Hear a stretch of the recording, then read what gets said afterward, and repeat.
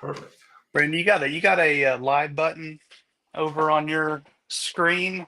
You were asking them. Oh, I do. Make yeah. Yeah. All right, got it. We'll give people a couple more seconds to get in. Give them about 10 more minutes. Okay. About 15 minutes into the 20-minute session. Oh, good luck, guys.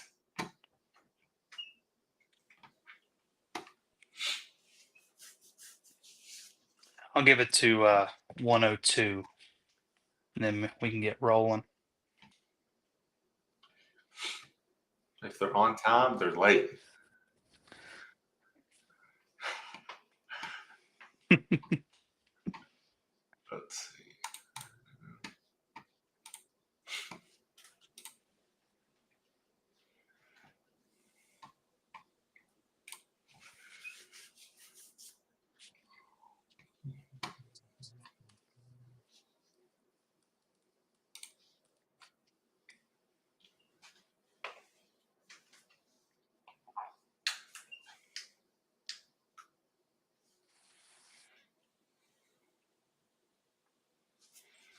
All right, Brandon, you ready to kick this off here?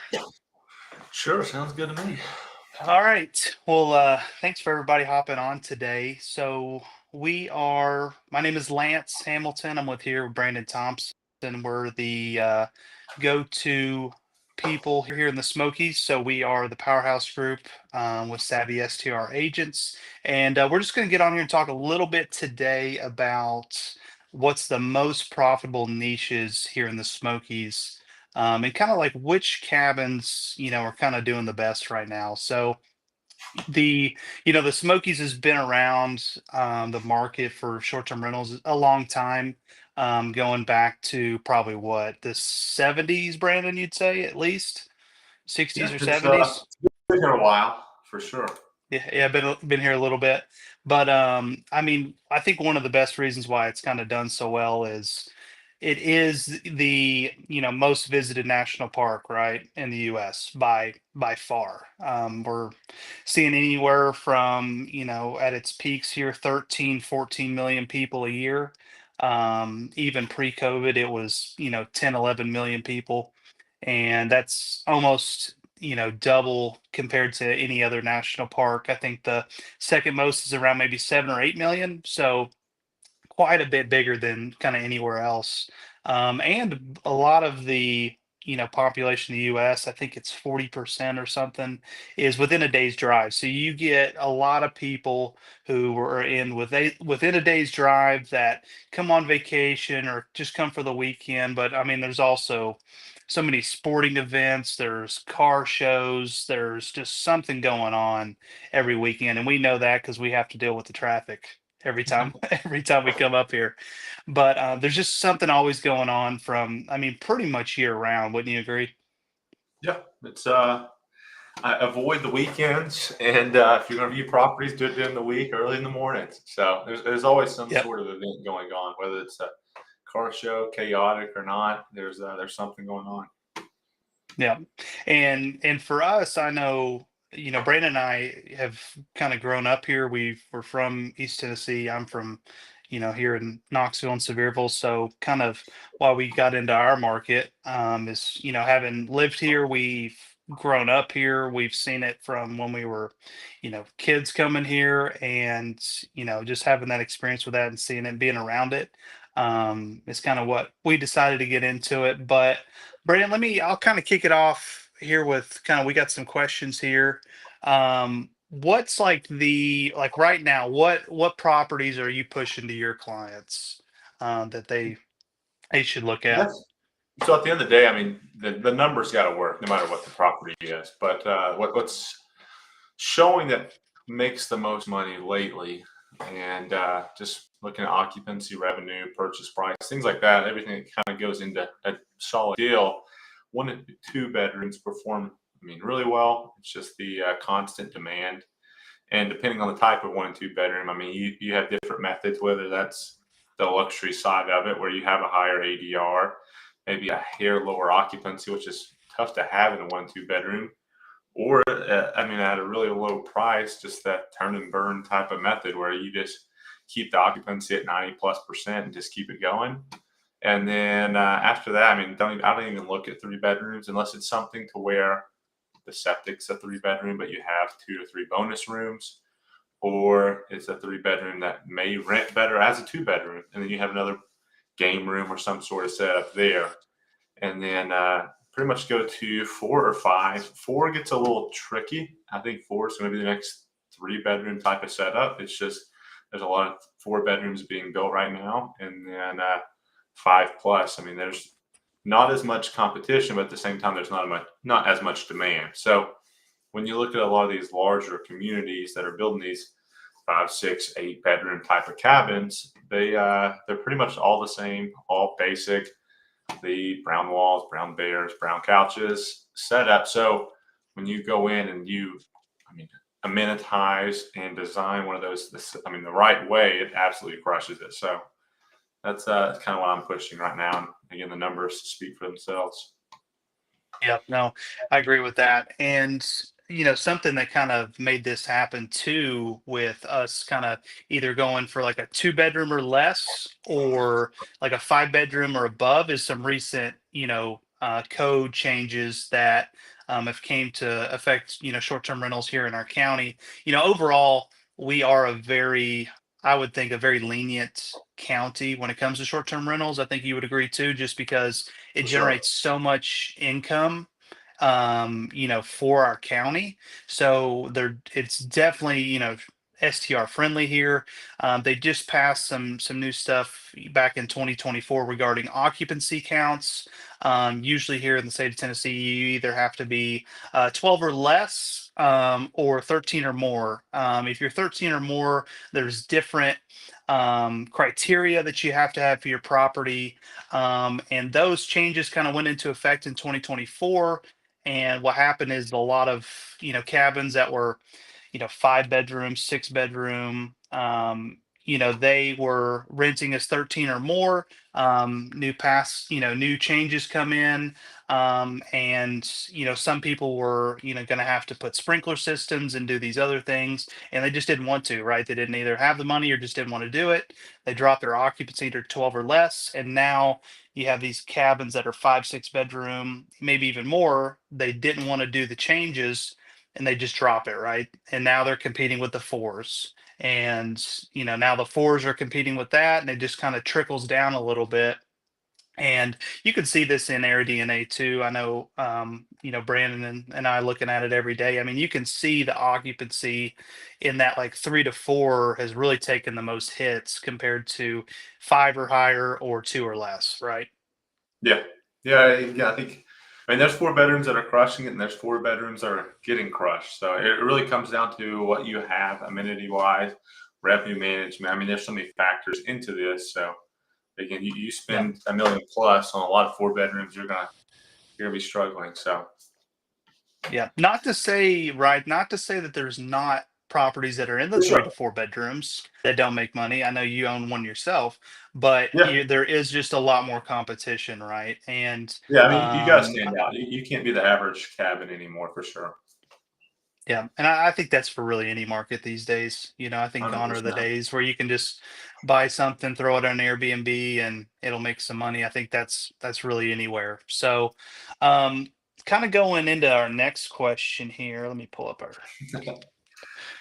little sheet here. I know we kind of talked about like size wise. What's some amenities, or kind of, let's just put it this way, like trends here recently?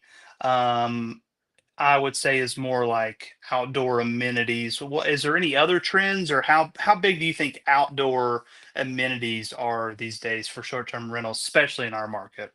Yeah. So I mean, I would say in our market, there's not much land space. So everything's on the side of a mountain. There's no flat land. If you can have flat land with the property, you are already 2 steps ahead.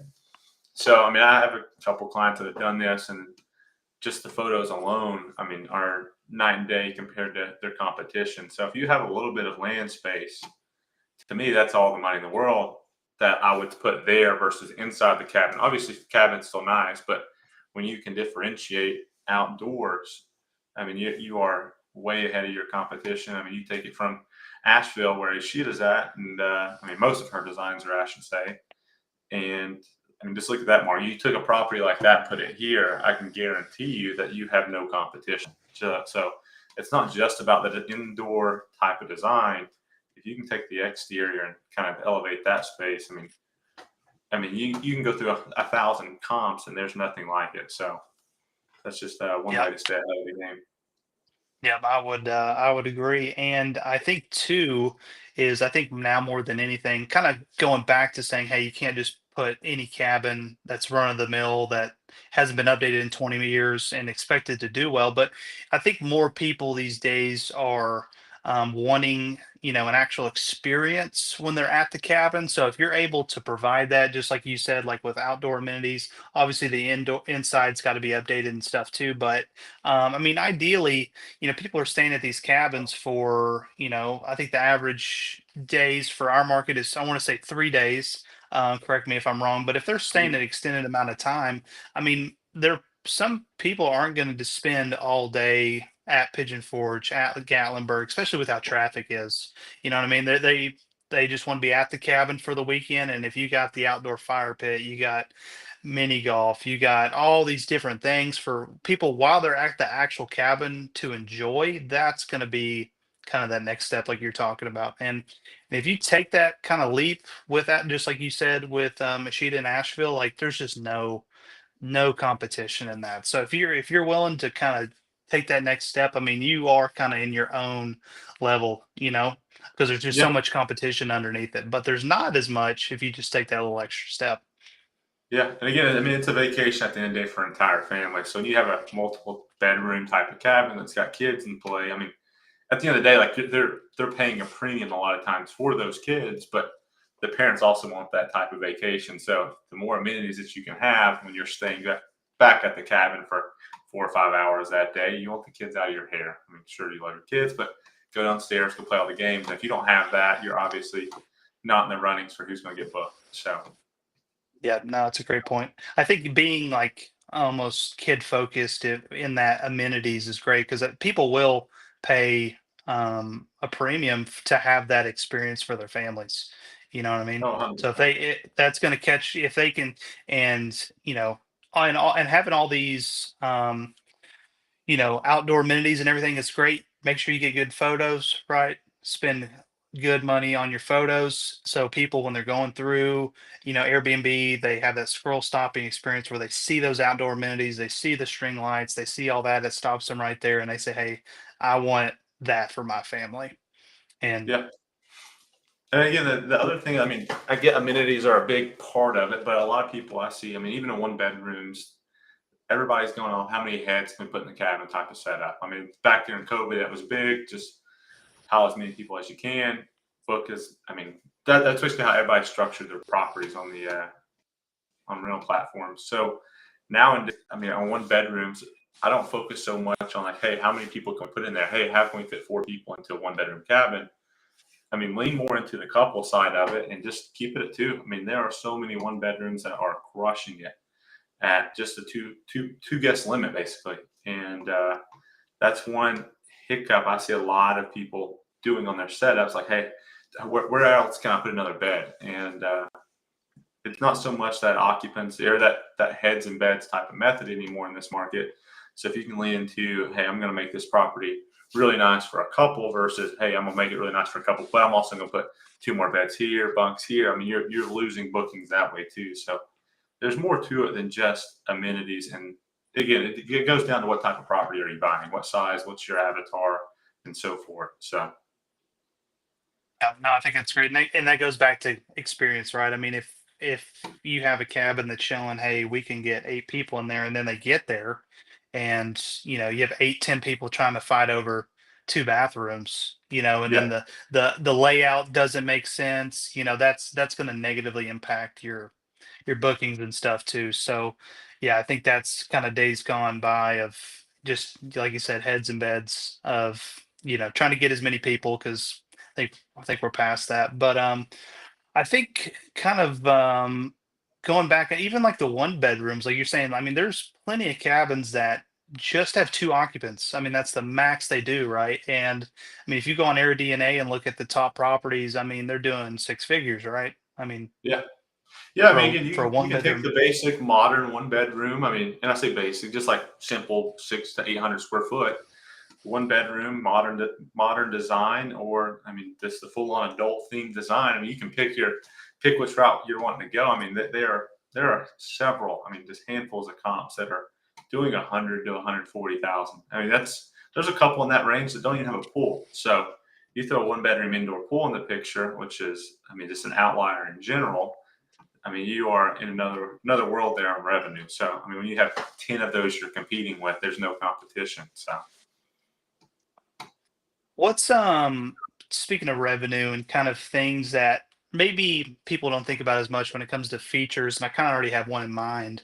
Um, Have you seen a little bit more of a trend even for like dog friendly, pet friendly places? Because if you look in like AirDNA, if you have a pet friendly, listing, if you drop your, number of people you're competing with by quite a oh, for bit. sure. Um, and I know you have some clients too, and people, we know that charge an absolute premium for, pet fees, and people pay them, right? Yeah.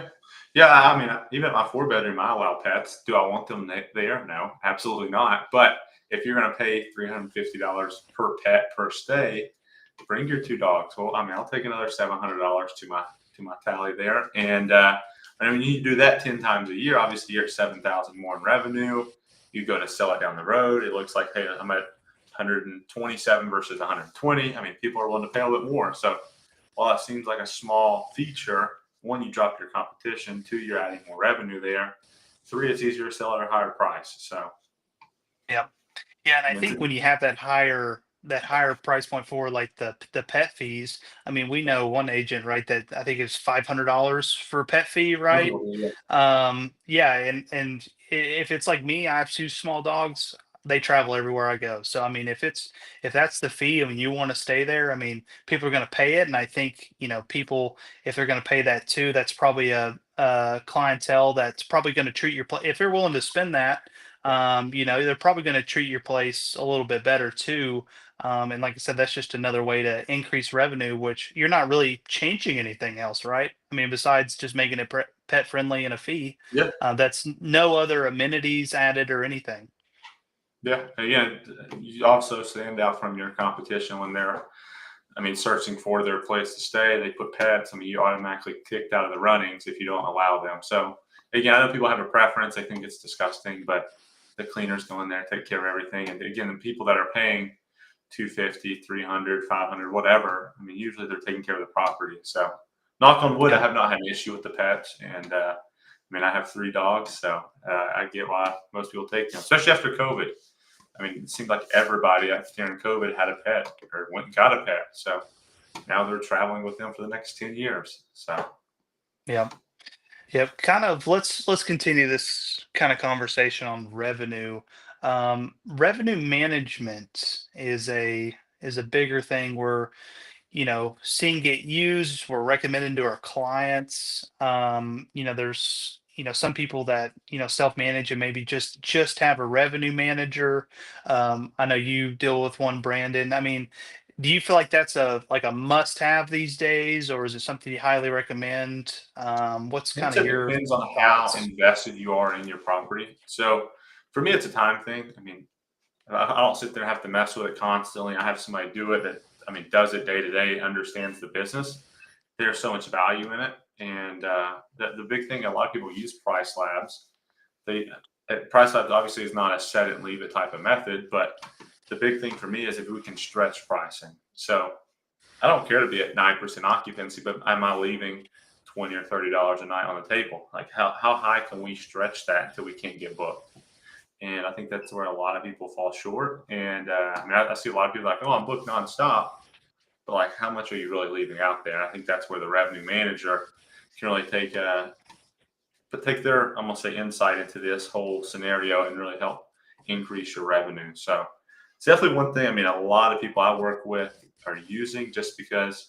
they are so busy from day to day. And again, it's not a passive business at the end of the day. If you set it and leave it, like you're going to struggle. So Yeah, and I think too is a lot of people, even if they use price labs, and I can think of a client right now that if you just kind of like you said, set it and forget it, and almost have like 2 to 3 kind of pricing, I'll say seasons, based off of its summertime. People really maybe only have like what four. If they're kind of getting into it, they may set like 4 different rates for the yeah, seasons, right? And I mean, now with revenue managers, I mean, they're having what 20, 30, 40 different actual prices, for the property that's constantly changing, day to day to kind of maximize those returns. yeah. And again, there's a lot left on the table with that set it and forget it type of method. So I do think Yep. that obviously there's an expense to a revenue manager, but at the end of the day, depending on what you're paying, one if it's 250, $300 a day on a 5 bedroom cabin, or I mean a month, 250 to 300 a month, and you're spending that. Well, I mean, again, $600 over 2 months. If you get one more booking every 2 months because of it, you got yourself paid for there, and you saved a whole lot of time not having to deal with it. So Yep. they No, definitely prove their value when it's done right. yeah, no, I agree. That's what I was about to say too, is like most of the pricing for revenue managers is not that crazy. I mean, like you said, if you can get one more booking, they pay for themselves. Yeah, And so I think that's great. And two is, with, they also do listing optimization too. I mean, you can, that's your, photo orders, the order of your photos in your listing, the actual information in your listing. It's, some of them, it's not just pricing, right? I mean, they'll go completely through your Airbnb listing and make sure everything's optimized because everything is tied to price. They're all connected. So it's not just them necessarily just doing the price. I mean, some of them will go in and make sure your first 4 photos are correct, your listings correct, your distance to from Sevierville Pigeon Forge, like those things, like those little tiny things that you may have not think are important, but they may actually be. And that's yeah, kind of something else they're going to look at too. yeah. There's so much more to this. Throwing some photos on there, put a basic description, and go. I mean, there's whole systems, there's methods behind it, there's things that tweak basically everything in an algorithm. That again, if you're just starting out, I would highly recommend getting with somebody to help set all of that up. I mean, even if it's just a one-time fee to do it right, it's well worth it. Yep. I agree. Well, what would you say if Brandon, if somebody was gonna, let's say a first time investor or first time to the Smokies, what's probably the number one piece of advice or number one thing you would even not necessarily warn them on, but just kind of advice of like, hey, this is something before you even look at our market, you need to know up front. I mean, what's that gonna be, you think? For me, it would be like you're not bringing, and again, I would say it depends on the property, but there's going to have to be money invested. This is not a market where you can come in, buy a turnkey property, and be done. And it's just, and if you're going to buy that turnkey property, a lot of times it gets tough to make money. So again, that's not the case on everyone, but 99% of the time, I would say you're going to have to put money into the property just because most owners aren't doing it right, and the ones that are selling, I mean there's things that need to be done. There's things to be tweaked, and I'm not saying we can't get credits for that, but there's going to have to be money or work done to kind of elevate your property. So And it's not a market I where you would can say come with 50,000 and just crush it. It's just not it. Yeah, and I would say, me and you've talked about this many times, is well, most of the properties for sale in our market do not make sense. And I think we tell our clients that every day. I mean, that's why we don't set them up on a drip campaign and send them just endless properties because they don't pencil out, right? Somebody, either overpaid or they're not updated or whatever reason, they don't make sense, right? I mean, probably what 80%, I would say, to Yeah. throw a number out there. What do And you even, think? I mean, even the ones that are for sale, I mean, again, you still have to negotiate the ones that are looking like they're better deals. I mean, there's to a point to where like, hey, this one could work if it comes out of this number and this comes out of this number. So the biggest, problem I'm seeing with a lot of sellers that I would say the sellers that bought in the last 3 to 5 years are saying like, hey, I paid this, I need this out of it. So it's like Mm, finding the sellers who are willing to just like move on versus the ones who are like, hey, I need what I paid. And to me, it's not worth what you pay. You sucked, you overpaid, but at the end of the day, it's until you come back to earth. We're not going to have a deal here. So yeah. I would say too, like you said, is if you can find, and it's harder, right? But if you can find someone that at least paid for a property too, and this is obviously working with an agent that can find this out, at least what, 3 years ago, maybe, or even pre-COVID. I mean, especially in the bigger properties, right? If someone has a lot of equity yeah, in the property, I mean, that's for us going to be a huge green light, right? I mean, they're wanting to sell. And they have the equity to be able to negotiate these deals where we can make it right for our clients that are buying it, because they probably have it, they probably have all the equity, but they're original to when they got them, right? They yeah, could have bought it in the 2000s or the 90s and they still look like that. The equity's there, but they haven't still put any info, and of course their rental income has just slowly worked its way down over the years, and that's probably why they're selling.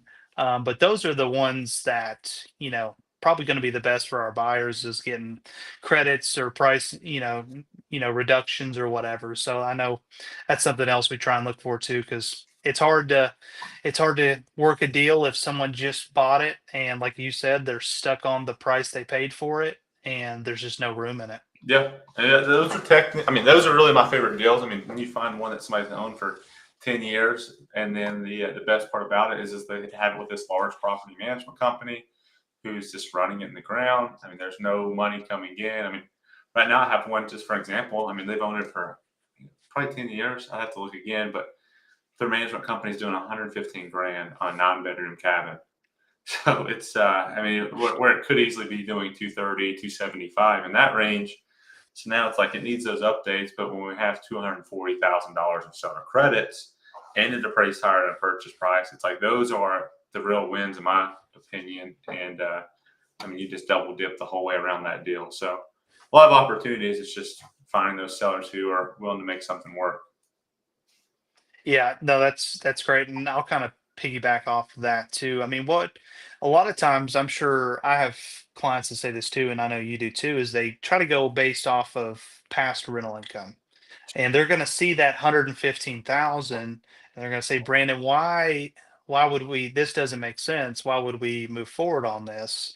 And I think, for us, we're trying to let them know that, yeah, I mean, it's a factor to consider, but I can explain all the different reasons why that number doesn't make sense. Usually if we see one of these 8 or 10 Yeah. big name property managing companies, that's the exact reason why, and usually we tell them on the front end, right before we're even looking at properties. If you see these big names, the rental income's not going to be there. But what would you kind of say to them of, if they're maybe having focus on past rental income?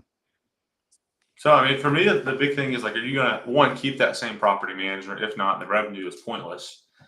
Two, I go strictly off the data. I don't care what someone's doing, unless again, economy is the same, you manage the same occupancy, same ADR, same everything. You're not going to have the same income at the end of the day. So for me, I'll go through multiple data sources and go through. Just again, a lot of people use AirDNA for example.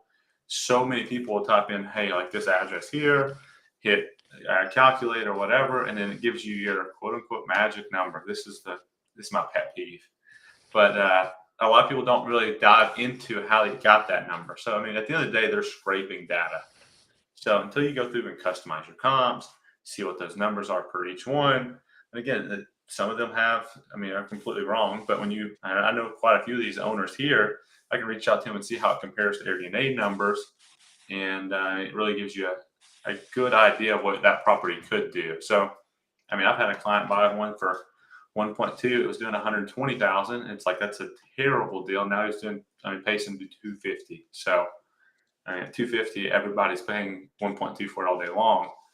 And again, the one I bought was doing 59,000, paid 550. Now I'm doing 125, 130,000. So when we kind of look at the data versus the proven income, then that's when you really start to win. Yeah, I think the Zillow estimate and the rentalizer when you put the address, I think they go hand in hand, Yeah. right? Oh yeah. You're better off flipping a coin to see what you're going to end up doing at the end of the year versus going off just those magic numbers. Yeah, and going off those comps, I mean, that's I think at the end of the day, having a good agent, kind of like what we do here at Savvy, that goes into getting those comps. Because if you just looked it up on your own, just like you said, you would never buy almost any property, would you? If you just plugged it in the address and see what it popped out. I mean, we'd probably Right. never buy a short-term rental If that, anyway. if that was the if that was the number and the potential I saw in a property was whatever that magic number was, I wouldn't buy anything. I'd throw my money in the bank and let it give me 2% and just ride it out and pay my money to Uncle Sam every year. So Well, I know we're at 131 here. I'm trying to see if anybody, if they're on here, if they got any questions for Brendan and I, shoot away. But we're gonna kind of wrap it up here, soon. If anybody's got any questions, please drop it in the chat. We're happy to answer anything, any questions you got, thoughts, concerns. And our info too is on the bottom banner that's going around. If you want to schedule a call with Brandon or I, you know, if you just curious on our market, any other questions, we're happy to chat about yeah, schedule them with Lance. it. Let's see here. So if what's one thing most hosts could do? Because again, I see this a lot of times too. To improve their listing, if there's one thing that I'm gonna say 90% of the market that's out there right now could do, what would help them improve? I would say right off the bat that you don't even have to change a single thing to your property is I think the pet fees. I mean that's like what I mean you change a setting on Airbnb and kind of Yep. like what we talked about earlier. I mean, that you don't have to change anything on Yep. that. So I think that looking at a rental manager or a revenue manager that could just optimize. If we're talking, we don't need to change anything else, Yeah. but what can Again, we do with you're what you? not having to come out of pocket to do any of those. So Yeah, exactly. That's probably the two biggest things right then and there that you could see, an increase in revenue pretty much overnight within the next couple, weeks or months is definitely those two things without, putting any more money. We do have a question. Yuri asked, "What are the licensing procedures in the Smokies?" So that's a great question. It depends on where you're at. So in Sevier County, we have a new permitting process for short-term rentals. You have to be just in the county. It is a yearly $250. It is done by the fire marshal, and I would say overall, Brendan, correct me if I'm wrong. It's a pretty relaxed very lenient. inspection process, very lenient. Like I said, it's very short-term friendly here, short-term rental friendly. So it really has to do with safety. That's going to be ingress and egress of windows and doors, fire extinguishers, floor plans, that sort of thing. They're not really, charcoal fire pits or grills, that sort of stuff, which is you know, more like firewise or safety related. If you're in the city limits of Pigeon Forge or Gatlinburg, they actually have their own permitting process. I would think it's very similar, right, Brandon? Yeah, yeah. I mean, they're all pretty much hand in hand at the end of the day. I mean, the biggest thing for them and why they pushed this the last couple of years is safety. I mean, the biggest change that they've been kind of focusing on their inspections is the indoor pools. So just making sure you have everything there. So if you have an indoor pool, make sure you have your lock, your alarm, and all of that. So Okay. And the way, yeah. I say it's pretty much you fill out the application, submit it, and you can keep renting it out. You don't have to sit there and wait until they come out and inspect your property because you would have waited 6 to 8 months. So they're finally catching up on that. But You just send in the application, the $250. If you're sleeping more than 12, it's $25 more per occupant. But yeah, there is no waiting period to keep renting it out. Yep. Yeah, and like I said, they're behind. Brandon, like Brandon said, it could be 6 months, 8 months, and they'll, they, work out which days between your schedule to figure out, and if there's anything missing, they're pretty lenient on it. I mean, sometimes, right, they don't even have to go back to the property Yeah. necessarily. You can just submit photos. So it's pretty lenient overall. Thanks for the question on that. Michael said, can you? I'll go to his first question. Can you talk about best areas in the Smokies, meaning Sevierville versus Gatlinburg? And then how important is an indoor pool for a 1 or 2 bedroom? I'll handle the first question. Brandon, you can take the second one. Yeah. Best areas, I would say Sevierville, Pigeon Forge, Gatlinburg they all overlap. I mean, it's kind of like a Venn diagram.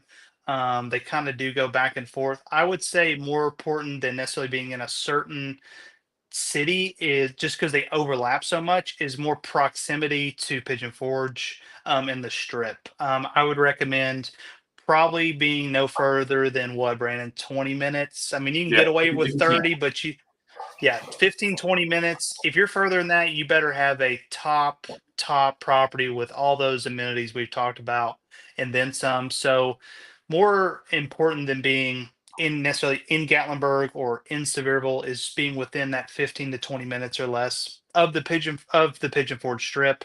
That's where the majority of people go. Nobody, I don't think, is going to go to Gatlinburg every single day of their vacation just because it's very small. It is hard to get to, so I would say being around that strip is the most important. And prices are going to be a little bit cheaper, I would say, in Sevierville, right, than even Pigeon Forge. Gatlinburg has the highest price point for sure for cabins, and that's why some of them maybe don't pencil out, even though they're right in Gatlinburg, but they want a higher price point for them, and they may not make sense. So to Yeah. answer your question, within 15 or 20 minutes, the Pigeon Forge is going to be your best location. If you kind of just draw a circle kind of around that area, that's what I would recommend. Yeah. And then how important is an indoor pool for a 1 or 2 bedroom? When you kind of look at this question, I mean, there are no, I would say very few comps that have 1 bedroom with an indoor pool. I mean, I had one appraised last year, and the appraiser called me and said, "Hey, there's nothing out there. Like literally nothing. Every single comp he used didn't have an indoor pool. When you go through AirDNA, I mean, there's a very slim amount. So when you have an indoor pool there, if you can find one, then obviously you're way ahead of the competition. So that's again, there's a few out there. There's a few being built right now that kind of have in our pockets. But again, if you can have one, pick it all day long. I would pick a 1 bedroom indoor pool and make way more money than I would with a 3 bedroom indoor pool. And I would bet my license on that. But the 2 bedroom, again, there's not as many out there. I mean, they can pull in 120, 125 pretty easily. And there's a few more of those than there are the 1 bedroom, but the 2 bedroom indoor pools pick all day long over a 3 bedroom indoor pool. So to me, it's if you can have it again at the right price point, right numbers. Still has to pencil out, but it definitely puts you at an advantage. And then, like you said, my impression is hot tubs are more important. I wouldn't necessarily say they're more important, but I would say they're a must in this market. If you don't have a hot tub, you're missing out. And again, it's not like a hot tub's going to add X amount of value. It's just every single person I've ever seen book here checks hot tub. So if it doesn't have one, I mean, the other 99% do. So you're already shooting yourself in the foot there. So It's a prerequisite, I would say, if you're going to be in here, is to have a hot tub, just because that's the bare minimum. yeah, and again, some of those hot tubs, again, depending on the size of property. I mean, if it's a 1 bedroom, obviously one hot tub's fine. But if you have a 6 or 7, 8 bedroom, please have 2 hot tubs. I mean, I can go through hundreds of properties that have one hot tub for 20 guests. So you go through there and you add another hot tub for $5,000, makes a huge difference. Go Or a balls. swim spa, or a swim spa. Yeah, We've seen a little more of those. We didn't even really hit on that, but I've seen that kind of getting added as long as somebody has the space for it, right? 'Cause they're quite a bit bigger, obviously yeah, more expensive, but All right. Well, I think that kind of wraps us up for today. You got any here's last question. How desirable either infrared or barrel saunas?